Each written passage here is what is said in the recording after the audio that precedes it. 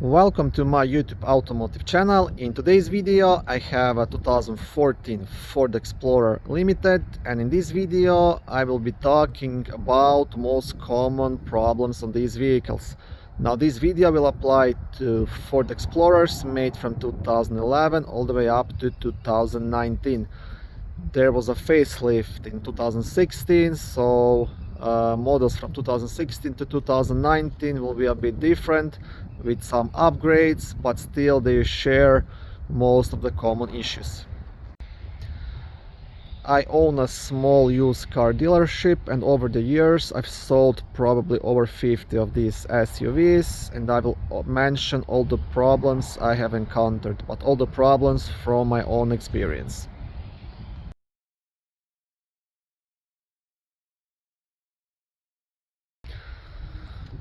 Okay, so I will start with the exterior of the vehicle. Now these vehicles luckily don't rust too much.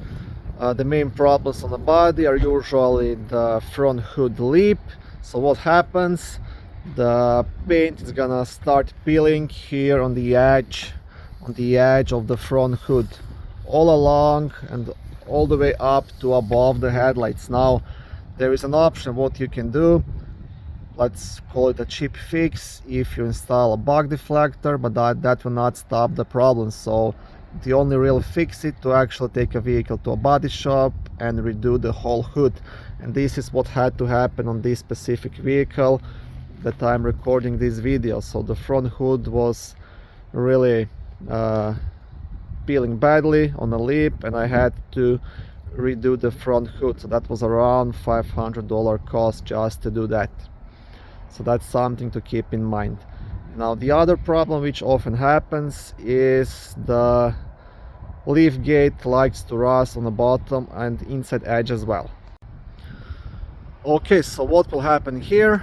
The inner edge of the liftgate is gonna start rusting up, and then that will spread all over the outside of the liftgate, and you'll get a big rusty spot along the edge, and with time that's gonna spread, so you have to catch it early but while the rust is still underneath, and that way you can save yourself from having to redo the whole liftgate. Other place they like to rust, it's just around the license plate, so just under these license plate lights. But those are pretty much the only two bigger rust issues on these vehicles. In my opinion, this is nothing too major. Like most of the other vehicles will have much bigger rust issues, especially on the rocker panels, underneath, subframe, things like that. So this is just pretty much cosmetic, especially the front hood, since the front hood is aluminum, right? Now the only bigger rusty issue is that liftgate door, which again, it's only cosmetic damage. But it's nice to be driving in a good looking car, right? So this is something, if you're on the market to buy a Ford Explorer, then make sure to check this. Okay, now one more thing I have to mention here. Almost every Ford Explorer I buy, this driver door keypad pretty much almost always fails. But this is a cheap repair. They sell these aftermarket. I've seen them on eBay, Amazon, and it's like 70-80 bucks to replace it, and it's quite easy to do it. It's being held just by double-sided tape, and you just pretty much remove this one, clean the metal behind it, and then pop on the new piece and plug it in.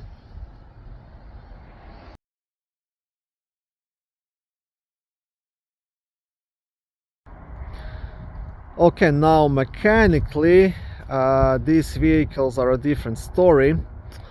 If you're on the market to buy one, the first thing you have to look at, you have to leave this vehicle and look for the oil leaks.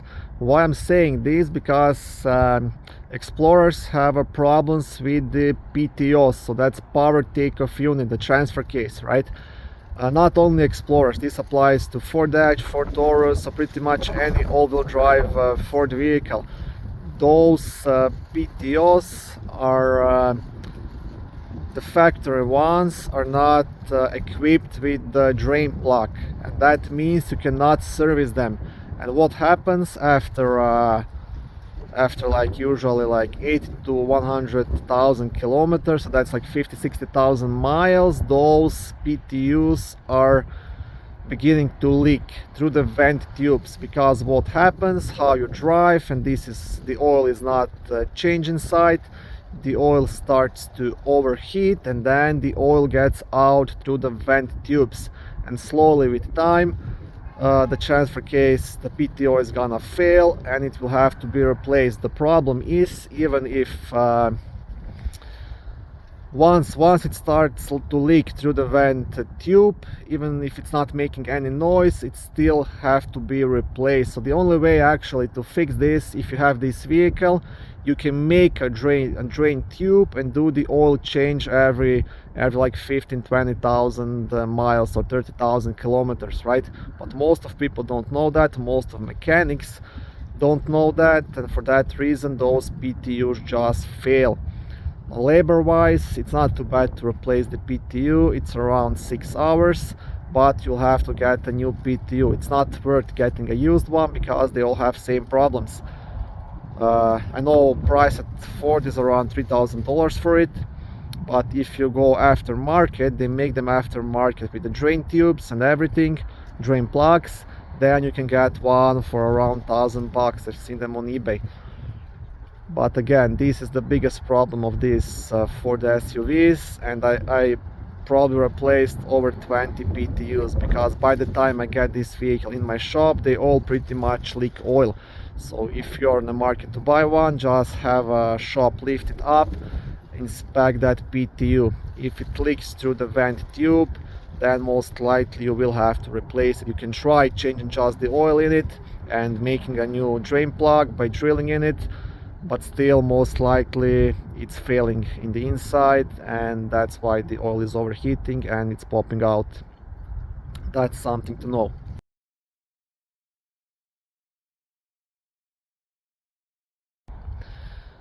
Now the other problem I often see, it's a water pump leaking. Now part wise, water pump is not too expensive, you can get it for like $100, but the problem is it's located inside the engine, so it's around 10 to 15 hours of labor to replace it. And then again, if you are replacing a water pump, it's a good idea to do the timing chains and guides and sprockets as well, right? And I had to do that lots of times as well. Now water pumps don't leak when this vehicle is newer, but usually they start to leak around 120 to 140,000 miles, and once it starts leaking, there is nothing else you can do other than replace it. Now the labor guide calls for around 10 hours of labor to do it, but like I said, it's a good idea to do a complete service when you are doing this and do the timing chains and everything. So again, if you're planning to buy this vehicle, this is something to keep in mind, because this is something you will not be able to avoid. It will start to leak because it's an expandable part. Like I said, try to get the information from the previous owner or whatever, if the water pump was done and when. If it wasn't done never, then most likely you'll have to replace it.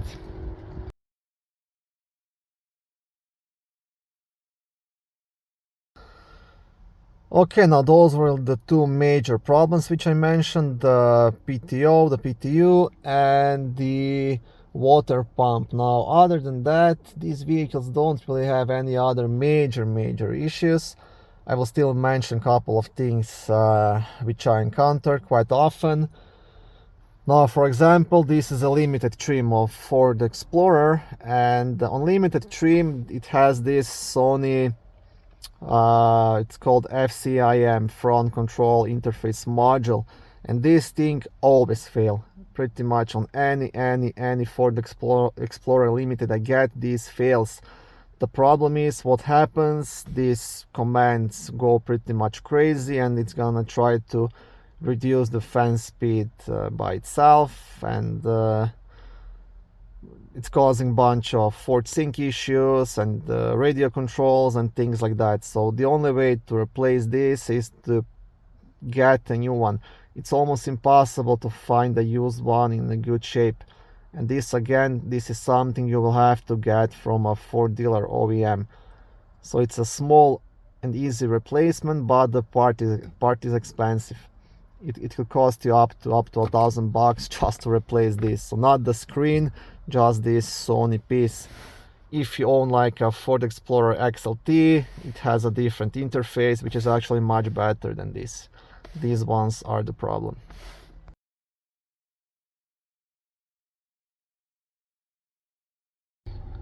Okay, now one more thing which likes to fail, that's the backup camera. Often the screen will go just blank, and then what you can try doing, you can try to reset the FCIM, you can try to do a soft reset through the system, or you can try to remove the fuse for like 5 minutes to see if that will fix it, but most likely will have to replace the backup camera. That happened to me a bunch of times.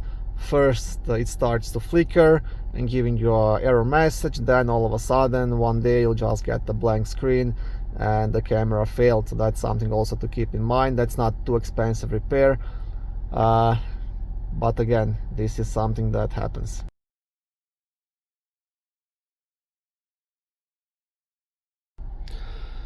Also mechanically, what happens sometimes, often you will get a check engine light on, and then if you scan it, you will get P2111 or a P2112, and your vehicle will not drive over 40 kilometers per hour. That means it entered the limp mode. Now this is usually connected to the throttle body, which is under the front hood. That's something that's quite easy to replace. It's usually just cleaned or replaced, but that's not the expensive fix, but something that happens also on almost every Ford Explorer. So throttle body likes to fail.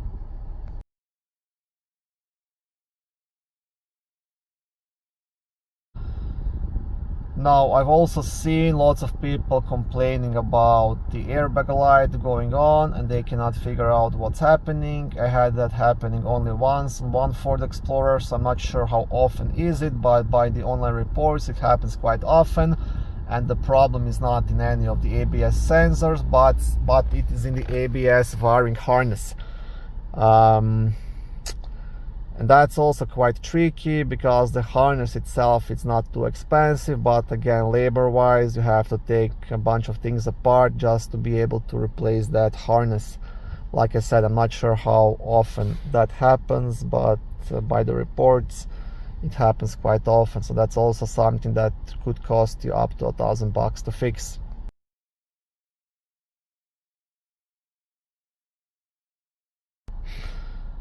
Okay, and I will mention one more thing. On a couple of occasions after I've sold Ford Explorer, it will come back under the warranty about people complaining about exhaust fume smell inside the cabin. Now that usually would mean there is some kind of oil leak, and then that oil drips on the hot exhaust and that would get inside the cabin, right? But in this case there were no oil leaks, but we found that the exhaust fumes from the rear exhaust get inside the cabin through a couple of the openings just above the lift gate and where is the spare tire, which I'm just about to show you.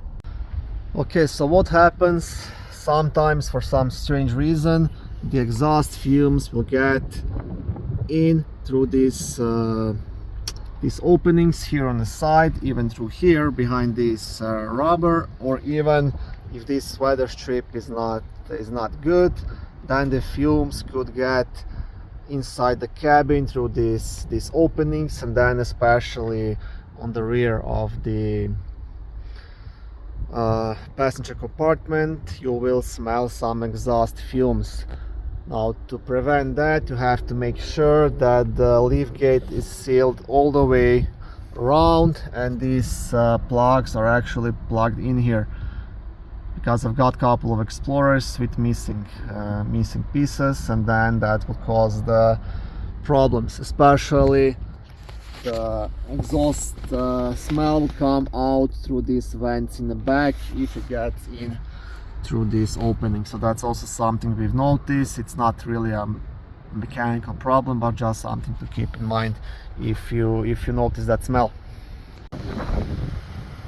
This video may serve you as a buying guide if you are in the market to buy a used Ford Explorer, or if you just want to learn more about most common problems and issues which you can expect if you already own this vehicle. Okay, thank you for watching my video. I hope it was helpful and educational. If it was, please like it and consider subscribing to my YouTube automotive channel. On my channel there is lots of how-to videos, do-it-yourself videos, car reviews, product reviews and other similar automotive topics.